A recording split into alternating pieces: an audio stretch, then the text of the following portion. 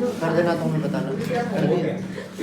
तो आज हम स्टार्ट करने वाले हैं प्रीवियस ईयर क्वेश्चन, और सबसे पहला टॉपिक जो है वो है लाइफ प्रोसेस। बस एक बार हमको मिल जाए जॉब।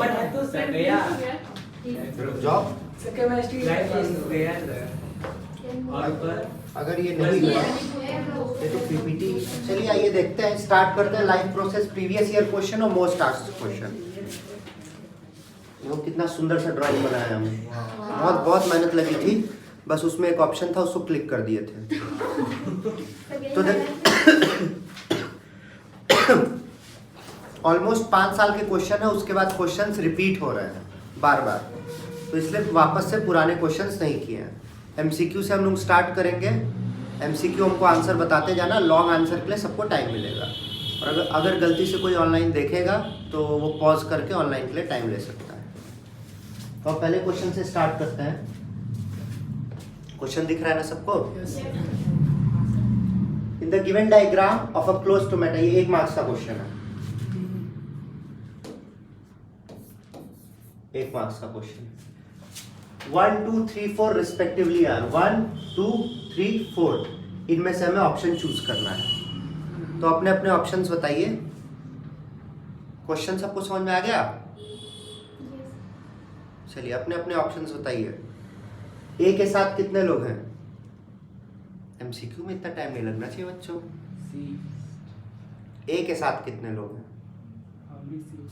अच्छा, कोई ए के साथ नहीं है। बी के साथ भी सर बी अच्छा, बी के साथ 3 लोग। चलिए बी को 3 वोट, ए बेचारा गरीब। सी के साथ 1 2, डी के साथ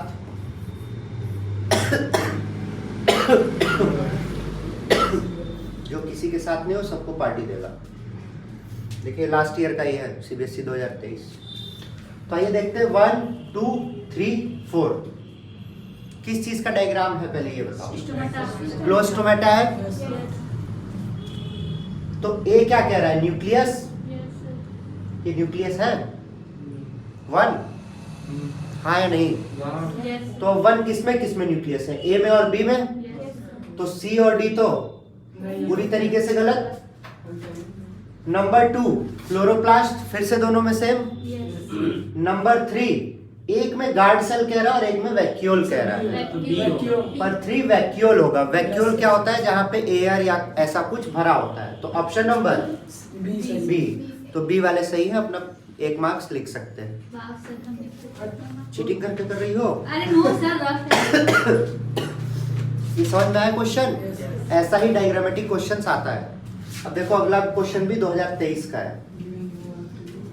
गिवन बिलो आर 2 कॉलम्स, तो बताइए कौन सा सही है?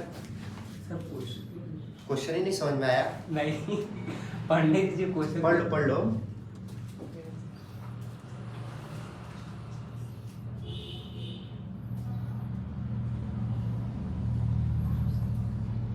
पढ़ लिया सब? यस स्टार्ट किया जाए। ऑप्शन ए के साथ कितने लोग हैं? चलिए ऑप्शन ए के साथ 1 लोग। बी के साथ भी 1 लोग। सी के साथ 1 2 3 4 5 6 सी मेरा भी है। 7। डी के साथ सर। चलिए, तो सूत्रों से ऐसा पता चला है कि सिर्फ दुखी सही है। इधर ध्यान दीजिए, क्या पूछा आपसे? Food on which enzymes act. सही मैचिंग देखनी है ना। तो पेप्सिन स्टार्च को तो ब्रेक करता नहीं है। तो सुंदर कलर से लिखे, मेरे पास बहुत कलर है ना। पेप्सिन किस चीज को ब्रेक करता है? प्रोटीन को। दिख भी नहीं रहा, दिख रहा है उसमें? हाँ हाँ। तो ये तो गलत हो गया। ट्रिप्सिन प्रोटीन को नहीं ब्रेक करता है, पेप्टोन्स को ब्रेक करता है, ये भी गलत हो गया। और लाइपेज सही है। लाइपेज फैट को ब्रेक करता है, एमाइलेज इमल्सिफाइड फैट ब्रेक करता है। तो ऑप्शन नंबर डी सही है, बस दुखी सही है।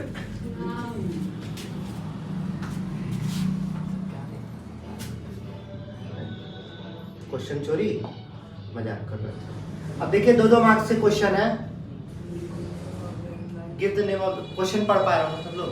तो हम नहीं पढ़ेंगे, पढ़ के आंसर बताओ।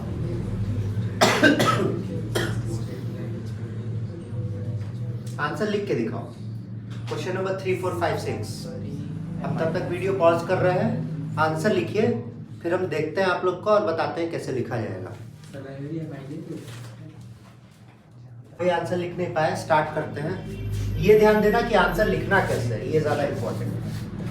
इस आंसर में 3 पार्ट है। Give the name of enzymes present in fluid in our mouth cavity. इसका आंसर आपको सबको पता ही होगा, salivary amylase.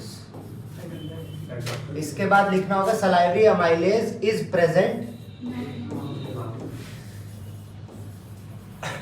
In our mouth cavity. अगला पार्ट क्या पूछ रहा है? State the gland which produces it.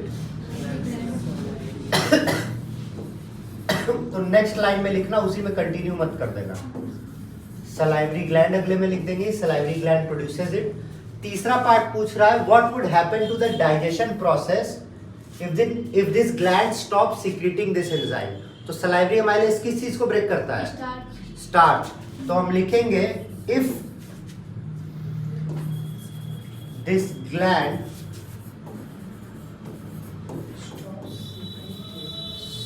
stops secreting this enzyme,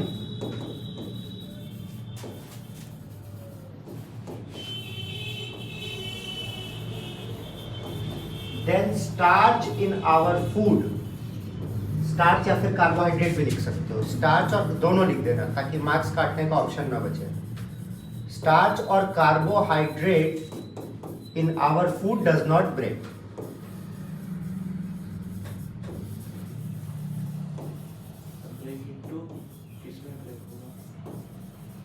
अरे स्मॉलर कार्बोहाइड्रेट्स में ब्रेक होगा, पॉलीसेक्राइड्स में। ये है एक आंसर लिखने का तरीका। 3 पार्ट पूछा, ये नहीं एक ही में लिख दो सारा, अलग अलग करके लिखना पॉइंट वाइज, ताकि 3 पॉइंट है, अगर एक गलत हुआ तो बाकी 2 का मार्क्स मिलेगा। एक ही में पूरा छाप दोगे तो पूरा एक साथ काटेगा पैराग्राफ पढ़ के।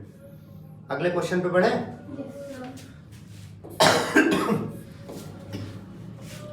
क्वेश्चन नंबर 4 पूछ रहा है list the steps of preparation of temporary mount of leaf peel to observe stomata. Mount मतलब स्टोमेटा देखने के लिए जब लीफ को काट के माइक्रोस्कोप पे रखेंगे तो उसमें कौन कौन से हमें प्रिकॉशंस लेने पड़ते हैं, यही बात पूछ रहा है। कोई आइडिया है? कोई आइडिया नहीं? प्रिकॉशंस नहीं, स्टेप्स ऑफ प्रिपरेशन पूछा है ना। हाँ, तो कैसे कैसे प्रिपेयर करते हैं? सबसे पहला स्टेप क्या करना होगा?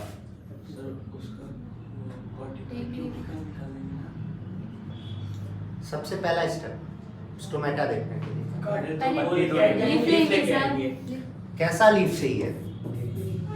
देखो कह रहा है वेराइगेटेड लीफ लोगे पहले।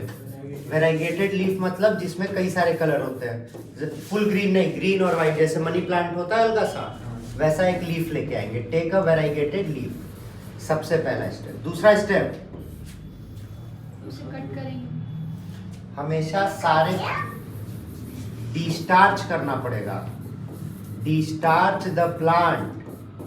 ये बात याद रखो, कभी भी स्टोमेटा देखना है, फोटोसिंथेसिस करवाना है तो पहला काम उसे डिस्टार्च करना होगा। तीसरा काम उसका क्यूटिकल रिमूव करिए। हाँ, जनरली लोअर ही करते हैं क्योंकि लोअर पे ज्यादा स्टोमेटा होता है, तो रिमूव द लोअर क्यूटिकल। चौथा काम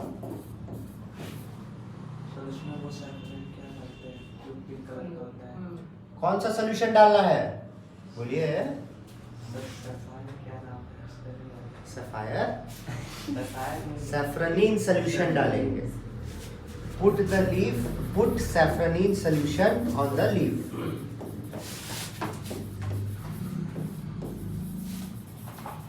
और ये हमारा बनके तैयार। अब देखो, है तो ये 2 मार्क्स का, हमने 4 पॉइंट लिख दिया है, पर क्योंकि बायोलॉजी है तो एक स्टोमेटा का डायग्राम बगल में खट से बना दो। स्टोमा स्टोमेटा है ना, डंबम से क्या कह रहे हो?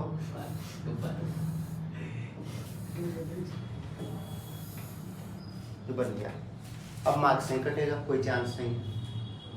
ठीक है, अगले क्वेश्चन पे बढ़े। नहीं सर, लिख लो। अच्छा,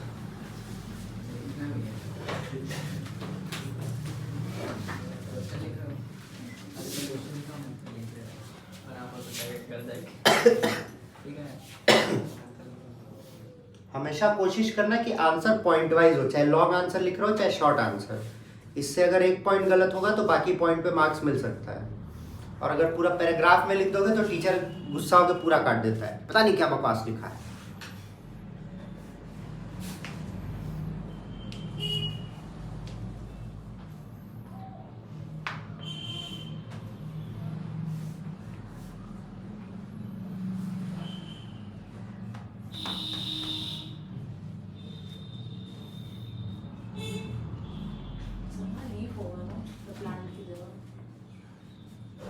List in tabular form two differences between pepsin and trypsin।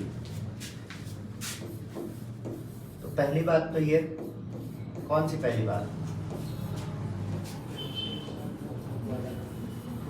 पहली बात तो ये जो तू टिकटॉक चलती है। सुनो, जब भी डिफरेंस बिटवीन पूछेगा, चाहे वो टेबुलर फॉर्म बोले चाहे ना बोले, डिफरेंस बिटवीन इसी तरीके से लिखना है। तो पेप्सिन ट्रिप्सिन सबसे पहले उनके फंक्शन के बेसिस पे बताते हैं। तो पेप्सिन ब्रेक करता है प्रोटीन को, और ये या तो ये स्मॉलर प्रोटीन्स लिख सकते हो या तो पेप्टोन्स लिख सकते हो। पेप्टोन्स ना याद आए तो लिखना ब्रेक्स स्मॉलर प्रोटीन्स, या फिर लिख दो एमिनो एसिड। कोई दिक्कत? ये हो गया पहला पॉइंट। दूसरा पॉइंट, ये सिक्रीट कहाँ पे होता है? पेप्सिन सिक्रीट होता है स्टोमच में। बस स्टोमच मत लिख के आना, तुम लोग पूरा लिखोगे सिक्रीटेड इन स्टोमक। और ये सिक्रीटेड इन कहाँ? स्मॉल इंटेस्टाइन में। स्मॉल इंटेस्टाइन में जो एक बड़ा सा एंजाइम लिखवाए थे, सकस एंटेरिकस, याद आ रहा है? कोई कॉपी खोला था गलती से?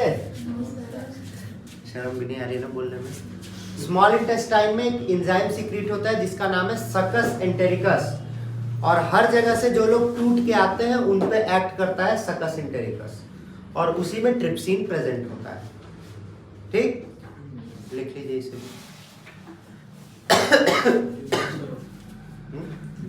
नहीं, बहुत बड़ा नहीं लिखे हैं, हो जाएगा काम। लिख लिया सब? एक बार पहले वाले क्वेश्चन पढ़िए, तो वो क्या लिखा था ऑप्शन? पेप्सिन में बता रहे हैं प्रोटीन को ब्रेक करेगा। नहीं, वो जो एमसीक्यू दिए थे उसमें क्या ऑप्शन था? Oh my God, trypsin protein बोल रहा था, पर ट्रिप्सिन स्मॉलर प्रोटीन या पेप्टोन्स को ब्रेक करता है। पेप्सिन स्टार्च दिया था, इसका ऑप्शन ये था।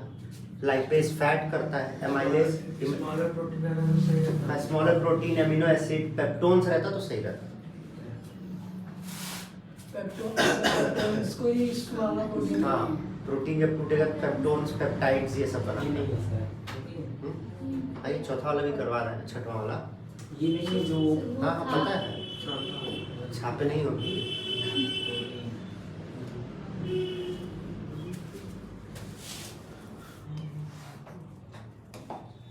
दूसरे कलर से लिखा जाए, क्या है बोलोगे इस कलर से? पिंक कलर नहीं आता। पिंक कलर पे लिखेंगे। अरे ब्लैक से लिख देंगे यार, बाकी खत्म हो गई चीजें। Simple colour, sigma rule. Sigma rule. अरे बुक का रूल पूछेंगे तो नहीं बताओगे? लिखे नहीं अभी तक? देखो अगला क्वेश्चन क्या कह रहा है, list 4 precautions in proper sequence which we observe while preparing a temporary mount of leaf peel। Leaf को जब माउंट करते हैं देखने के लिए, स्टोमेटा या फोटोसिंथेसिस के लिए, तो कौन कौन से प्रिकॉशंस हमें लेने चाहिए ये बोल रहा है। तो आइए देखते हैं। सबसे पहला प्रिकॉशन तो यही होना चाहिए कि प्लांट शुड बी डिस्टार्च्ड।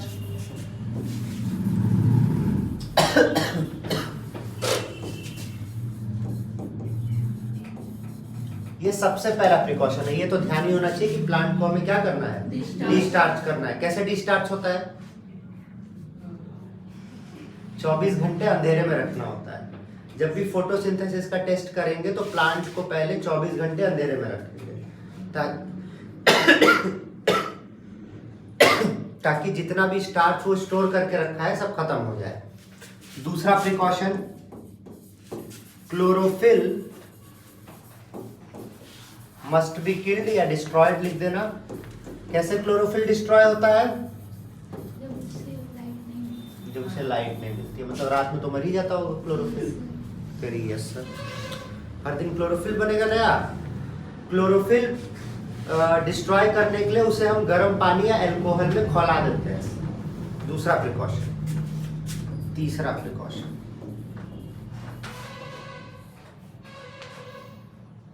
किसके लिए था यार, खुद ही भूल गए। Cuticle must be removed properly. Cuticle क्यों रिमूव किया जाता है? सुन लो पहले, फिर छापते रहना। स्टोमेटा के लिए क्यों करते हैं रिमूव? क्योंकि अगर क्यूटिकल रिमूव नहीं करेंगे तो जो हम केमिकल्स डाल रहे हैं वो पहुंचेगा ही नहीं वहां तक, और अगर पहुंचेगा नहीं तो हमें दिखेगा नहीं सही से। ठीक। और चौथा part, chemicals must be added carefully. अब ये क्यों होना चाहिए? बोलो,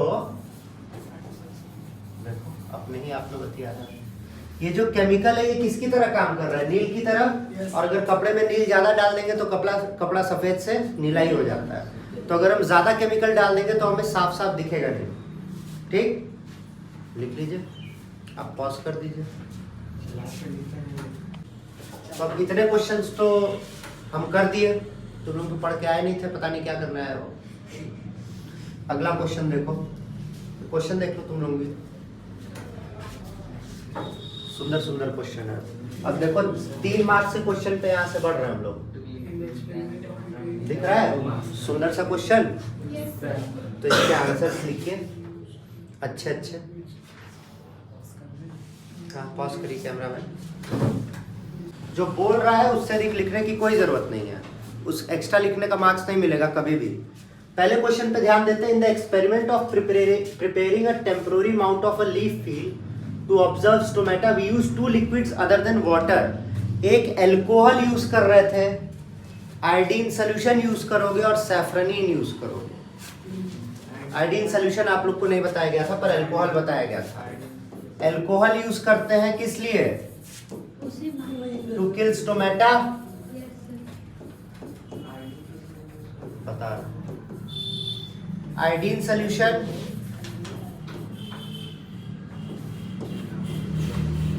डिस्ट्रॉय क्लोरोप्लास्ट,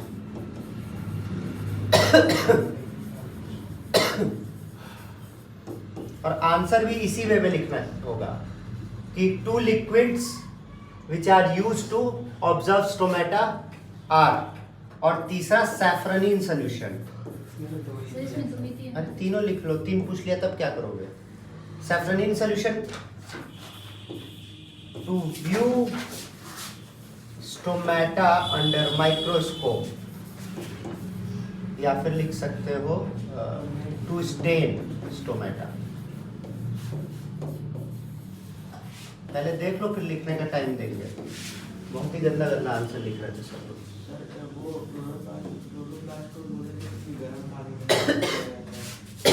अल्कोहल भी तो यूज करते हैं उसी के लिए। तो वाटर के अलावा पूछ रहा है, ये थोड़ी पूछ रहा है कि वाटर का काम करने के लिए नहीं लिख सकते। अगला क्या बोला? Explain the process of transport of oxygenated and deoxygenated blood in human body. तो ट्रांसपोर्ट की बात कर रहा है, तो हार्ट से जब ट्रांसपोर्ट होगा तब उसकी बात करेंगे। तो पहला आप लोग इसमें हेडिंग डाल के लिखेंगे। पहला हेडिंग डालेंगे ऑक्सीजनेटेड ब्लड। तो अब ऑक्सीजनेटेड ब्लड स्टार्ट करेंगे पॉइंट वाइज। सबसे पहला कहां से आता है ऑक्सीजनेटेड ब्लड? लंग्स से, from lungs, not heart. Heart के किस पार्ट में आता है? लेफ्ट राइट या लेफ्ट? लेफ्ट लेफ्ट आर्ट्रियम किधर से, किसके थ्रू? Through pulmonary vein.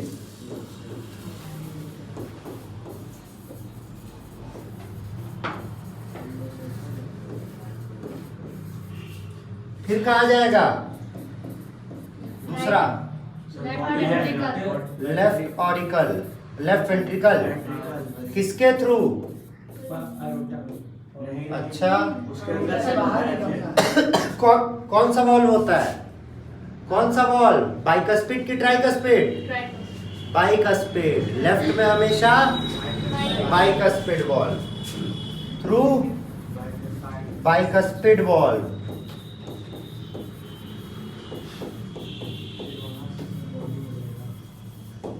और फिर तीसरा पार्ट लेफ्ट वेंट्रिकल से बॉडी में, थ्रू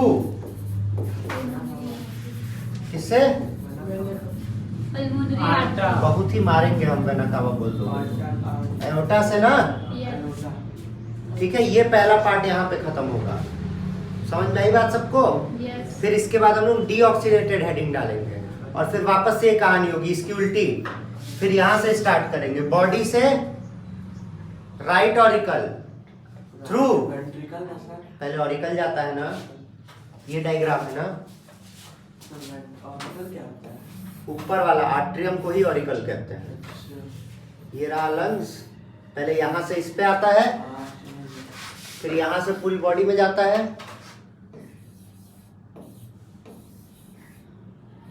फिर बॉडी से पहले ऊपर आएगा थ्रू वेना कावा, फिर यहां से इधर जाएगा। तो यही आपको पूछा है कि कैसे ट्रांसपोर्ट होता है ऑक्सीजनेटेड और डीऑक्सीजनेटेड ब्लड। तो इधर वाला कहानी और इधर वाली कहानी बस लिखनी थी।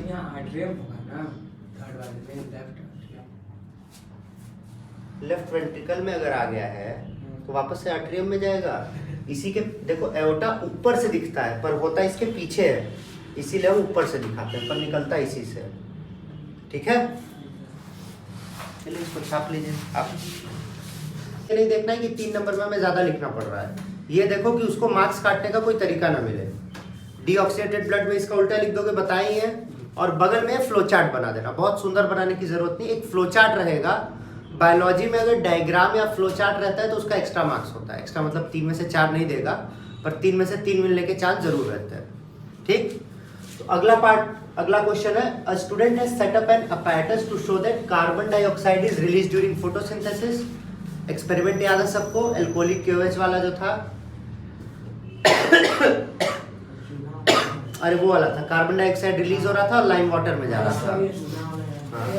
कह रहा after about 1 hour he observes no change in the water level in the delivery tube. मतलब वाटर लेवल चेंज नहीं हुआ, मतलब कार्बन डाइऑक्साइड कलेक्ट नहीं हो रहा है। कह रहा write two possible reason for failure of the experiment. तो पहला रीजन क्या लिखोगे? पहला रीजन ये लिखेंगे कि जो पाइप है जो कार्बन डाइऑक्साइड रिसीव कर रही है वो थोड़ा सा बाहर है, इसीलिए कार्बन देखो 2 कारण हो सकता है कि वहां पे कार्बन डाइऑक्साइड नहीं पहुंचा। या तो जो कार्बन डाइऑक्साइड निकल रहा है वो हम ले नहीं पा रहे हैं, पहला रीजन। और वो क्यों नहीं ले पाएंगे? ये डायग्राम था ना यार,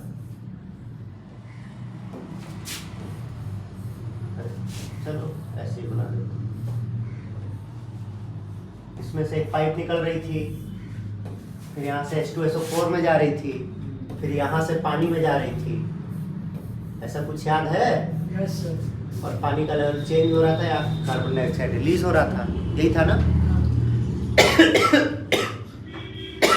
तो पहला रीजन ये हो सकता है कि यहाँ से कार्बन डाइऑक्साइड हम रिसीव नहीं कर पा रहे हैं, पाइप या तो बाहर है या तो कोई दिक्कत है। दूसरी बात, यहाँ पे लिड सही से क्लोज नहीं है तो कार्बन डाइऑक्साइड बाहर निकल गया, या तो यहाँ से कार्बन डाइऑक्साइड बाहर निकल गया।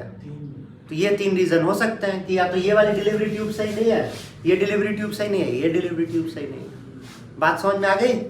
कोई कष्ट परेशानी नहीं? अब अगला क्वेश्चन देखिए, explain the ways in which glucose is broken down in absence और शॉर्टेज ऑफ ऑक्सीजन। तो आपसे बस इतना ही पूछ रहा है, पूरा लिखने की जरूरत नहीं है। तो हम लैक ऑफ ऑक्सीजन पहले लिखेंगे, पर उसके पहले आपको क्या लिखना होगा कि कौन सा प्रोसेस तो होगा ही होगा। ग्लूकोज किस में ब्रेक करेगा?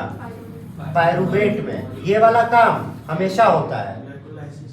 और इस प्रोसेस को नीचे लिख दोगे ग्लाइकोलिसिस, और ये होता कहाँ है? साइटोप्लाज्म में। इतनी कहानी तो आपको लिखनी ही पड़ेगी। इससे क्या पता चलेगा कि एब्सेंस ऑफ ऑक्सीजन का इसमें कोई मतलब नहीं है। अब इम्पोर्टेंट बात ध्यान दो कि एब्सेंस ऑफ ऑक्सीजन कहाँ पे पूछ रहा है? कहीं पूछा है स्पेशली? मतलब हमें यीस्ट वाला भी लिखना होगा और ह्यूमन बींग्स वाला भी लिखना होगा। अगर सिर्फ ह्यूमन बींग्स लिख के आ जाओगे तो काम गड़बड़ हो जाएगा। ठीक है, बोला नहीं है कहीं। तो फिर यहां से तुम बनाओगे in human beings absence of oxygen, तो क्या बनेगा? बोलो। Lactic acid, lack of oxygen होगा ना। हाँ एब्सेंस लिखे तो है। Essence of oxygen, lactic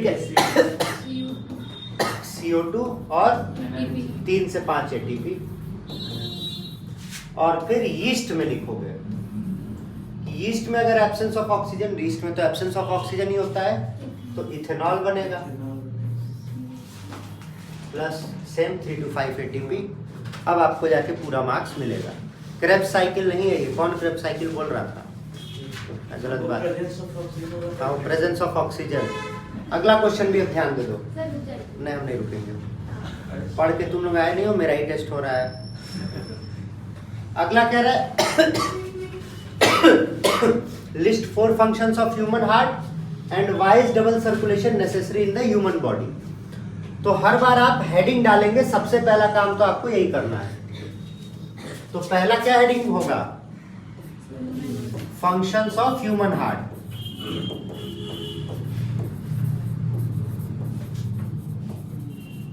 functions of human heart. 4 function कोई बताएगा? चलिए, पंप कर रहा है, बस पंप लिख के मत आना प्लीज, प्लीज पूरा पूरा लिख देना। दूसरा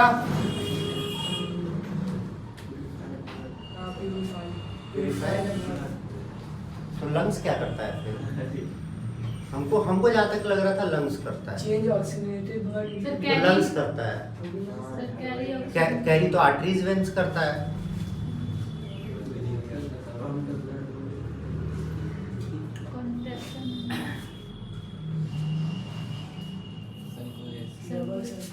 नहीं, सिर्फ सर्कुलेशन, डबल लिखने की जरूरत नहीं। सर्कुलेशन करता है। और 4 बताना है। हार्ट के बारे में नहीं बता पा रहा हूँ, बताओ, बताइए। और हम ही बताएं, मेरा टेस्ट है। हमारी बॉडी में सबसे पहला करंट कहाँ जनरेट होता है? वो कौन लिखेगा? अगर हार्ट नहीं होगा तो हम लोग स्टार्ट नहीं हो सकते, क्योंकि सबसे पहला करंट हमारी बॉडी में कौन जनरेट करता है? हार्ट। और फिर वहां से पूरी बॉडी में करंट जाता है।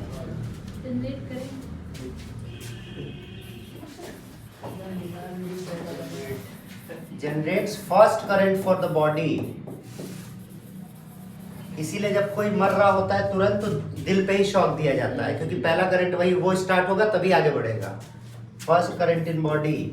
और एक और फंक्शन, सबसे बड़ा काम जो हार्ट करता है कि ऑक्सीजनेटेड और डीऑक्सीजनेटेड ब्लड को अलग रखता है। बात समझ में आ रही है? अगर हार्ट नहीं रहेगा तो कहाँ पे सेपरेट होता है? कहीं और जगह है सेपरेशन की, तो separates oxygenated and deoxygenated blood. इसीलिए हम लोग 4 चैम्बर्स के होते हैं। ये पहला पार्ट हो गया। अब दूसरा पार्ट क्या पूछा है? Why is double circulation necessary in the human body. तो दोनों सर्कुलेशन में कौन कौन सा प्रोसेस होता है? एक सर्कुलेशन में क्या हो रहा है? अच्छा, 2 सर्कुलेशन होते हैं, पल्मोनरी और एक सिस्टमिक। पल्मोनरी सर्कुलेशन लंग्स वाला होता है, उसमें क्या काम होता है? Oxygenated blood deoxygenated blood purifying होता है। तो पहला पार्ट लिखेंगे टू प्यूरिफाई द ब्लड। हाँ, फिल्टर भी लिख सकते हो, पर फिल्टर मतलब सिर्फ उसमें से गंदगी निकाली जा रही है, और वो काम किडनी करता है। दूसरा काम सिस्टमिक सर्कुलेशन में क्या होता है? जब बॉडी में जाता है transportation of oxygen and food materials, यही दो काम हमारा ब्लड करता है। एक कार्बन डाइऑक्साइड बाहर निकाल रहा है और दूसरा काम ट्रांसपोर्टेशन का काम करता है। तो ये दो काम है। इस पूरा को पूरे स्पेलिंग गलत लिख दिया है।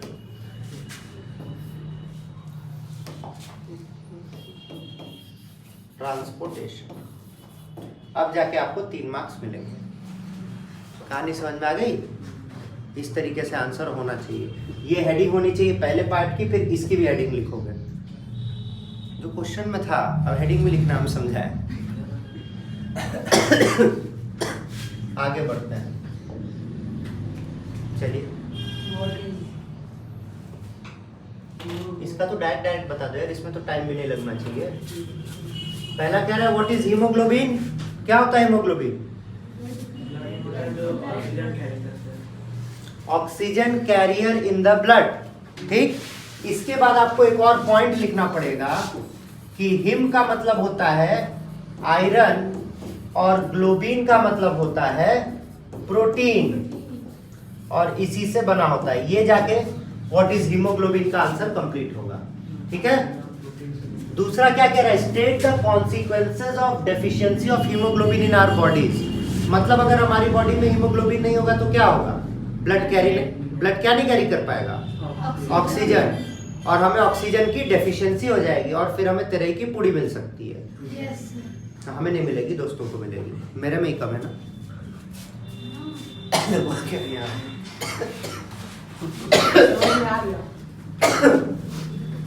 अगला देखिए, in the process of respiration state the function of alveoli. एक डायग्राम अगर आप लोग को याद होगा, बोर्ड में पता है नहीं होगा, ऐसा कुछ डायग्राम था। Yes, sir. यहाँ से कार्बन डाइऑक्साइड जा रहा था और यहाँ से ऑक्सीजन। तो इसका फंक्शन क्या था? Exchange of, site of exchange of gas. ये वो जगह है जहां से ऑक्सीजन और कार्बन डाइऑक्साइड एक्सचेंज हो गए। तो एल्वियोलाई का फंक्शन समझ में आ गया? ये छोटा सा डायग्राम भी बना देना। हाँ, ये छोटा सा डायग्राम भी बना देना। देखो, जहां भी डायग्राम से किसी चीज को एक्सप्लेन कर सकते हो, बनाना जरूर, क्योंकि उसका एक्स्ट्रा मार्क्स है। एक्स्ट्रा मार्क्स समझ रहे हो? 3 में से 4 नहीं, 3 में से 3 का ज्यादा चांस है। अगला कह रहा है rate of breathing in aquatic organism is much faster than in terrestrial organism. Give reason.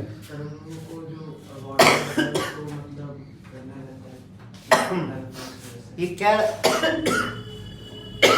कि जो पानी में रहते हैं उनका रेट ऑफ ब्रीथिंग ज्यादा होता है, वो ज्यादा सांस लेते हैं। हम 1 मिनट में कितनी बार लेते हैं? 72 जितनी बार हम हार्ट बीट कर रहा है।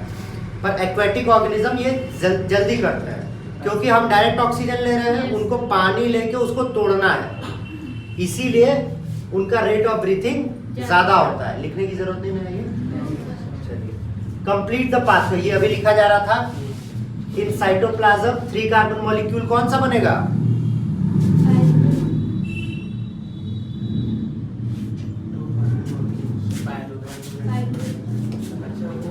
हाँ, प्रेजेंस ऑफ ऑक्सीजन में माइटोकॉन्ड्रिया में क्या बनेगा? अरे ऑक्सीजन के प्रेजेंस में टूटता है तो क्या बनता है?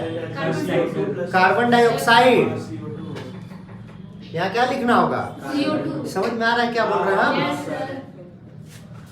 अगला कह रहे हैं mention any 2 components of blood. बताइए 2 कंपोनेंट। आर्टियम और वेंट्रिकल। मार देंगे हम। ब्लड में प्रेजेंट होता है अरे ब्लड का पूछिए। Hemoglobin. आरबीसी, और डब्ल्यूबीसी। इसका फुल फॉर्म और एक फंक्शन लिख देना। ठीक है। RBC red blood cells, WBC white blood cells. RBC carries oxygen और WBC protects us from infection. ठीक है, पूछा नहीं है पर लिख देना, क्योंकि जब लॉन्ग आंसर होता है कई सारे पार्ट में तो उसमें लिख दिया जाता है। अगर डायरेक्ट तुमसे 1 मार्क्स में पूछता 2 कंपोनेंट्स ऑफ ब्लड तो नाम लिख के सिर्फ फुल फॉर्म, पर अगर लॉन्ग आंसर में पूछेगा तो एक फंक्शन भी लिख दो, अगर आगे ना पूछा हो तो। ऐसा ना हो कि तुम यहाँ भी लिख दो, आगे भी वही चीज पूछ लिया। तो पहला काम क्वेश्चन पेपर मिलेगा तो पहले अगल बगल मत देखना कि भाई पहले का, दूसरे का, तीसरा। पहले 15 मिनट रीडिंग टाइम होता है। 5 मिनट में क्वेश्चन पेपर पूरा पढ़ लोगे अच्छे से। पूरा पेपर पढ़ के ये डिसाइड कर लो जहां जहां ऑप्शन है उसमें कौन सा चूज करना है। पहले 5 मिनट उसी के लिए होते हैं। पूरा पेपर का हर एक क्वेश्चन पढ़ लेना, आधा क्वेश्चन पढ़ के मत छोड़ना। पहला काम हमेशा पेपर पढ़ना होता है। जब पेपर पढ़ लोगे तब लिखना स्टार्ट करना, या अगल बगल पूछना होगा तो पूछ लेना, पर पहले सारा क्वेश्चन जरूर पढ़ना। एक भी क्वेश्चन छोड़ मत देना कि अरे बाद में, पहले फर्स्ट टू लास्ट क्वेश्चन पढ़ो, फिर ही उसके बाद कुछ करना। इससे तुम्हें आइडिया लग जाएगा क्या आ रहा है क्या नहीं। अगला है गिव रीजन।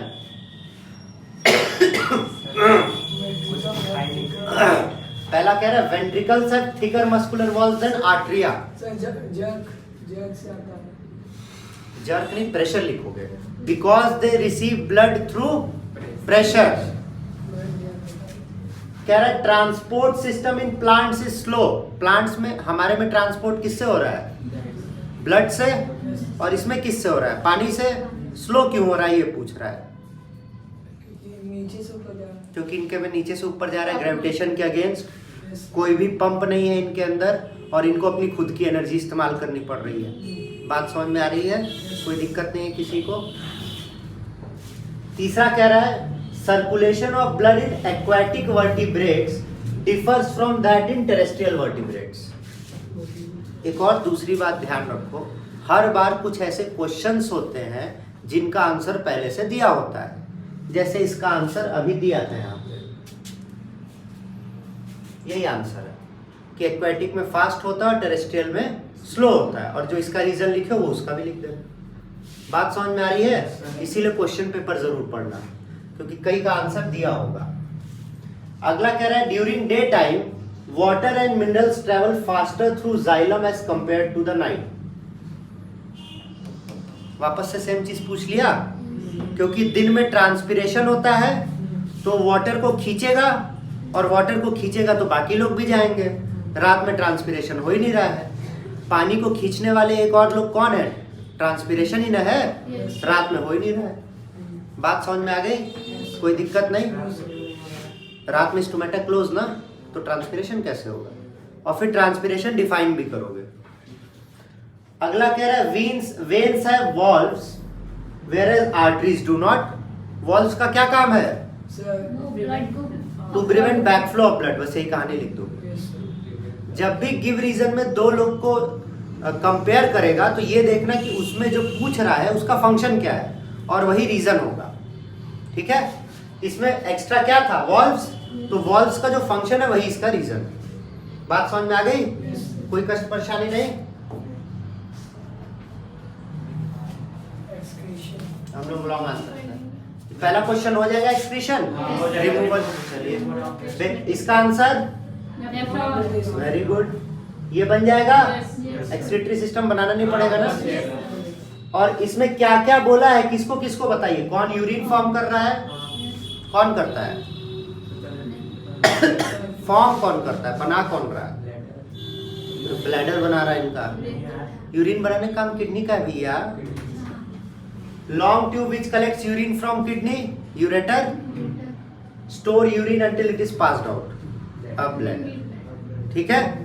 इसमें देखो क्या करना, या तो तुम 1 2 3 डायरेक्ट उसमें मेंशन कर देना, या तो अपने आंसर में पहले ये लिखोगे कि यूरिन कौन फॉर्म कर रहा है, ये कौन फॉर्म कर रहा है, और ये कौन फॉर्म कर रहा है, और फिर उसको मेंशन करोगे। नहीं, पर अगर एग्जामिनर सोचा कि 1 2 3 लिखा है, देखो तेज बन रहा था, हमें मार्क्स काटने का कोई चांस देना ही नहीं है। तो ये बात समझ में आ रही है? पहले इन सब का नाम मेंशन कर देना अलग से कॉपी में कि ये कौन कर रहा है, ये कौन कर रहा है, ये कौन कर रहा है, और फिर उसमें मेंशन करना, और उसके बगल में 1 2 3 भी लिख देना। और बाकी अगर कुछ और हो तो उसके नीचे लिख देना फॉर मोर डिटेल्स कॉन्टैक्ट, अपना नंबर नाम लिख के आ जाना। बस रेस्ट इन पीस। तो सारे इंपॉर्टेंट क्वेश्चंस खत्म हो गए, इतने ही बार बार आते हैं, रिपीट होते हैं। 1 2 क्वेश्चंस हमारे बच गए होंगे। स्टोमेटा का डायग्राम पूछा होगा, पर वो हम बना दिए थे स्टोमेटा का डायग्राम। तो ज़्यादा क्वेश्चन अब बचे नहीं हैं। अब अगला चैप्टर हम लोग अगली बार करेंगे, पर अगली बार थोड़ा ज़्यादा पढ़ के आना। अगर कोई ऑनलाइन देख रहा है तो वो भी अगली बार ज़्यादा पढ़ के आना। तुम ही लोग जाके देखोगे, तुम लोग तेज बन जाओगे, कह रहे ये वाला तो बंद कर दो। मिलते हैं अगले वीडियो में।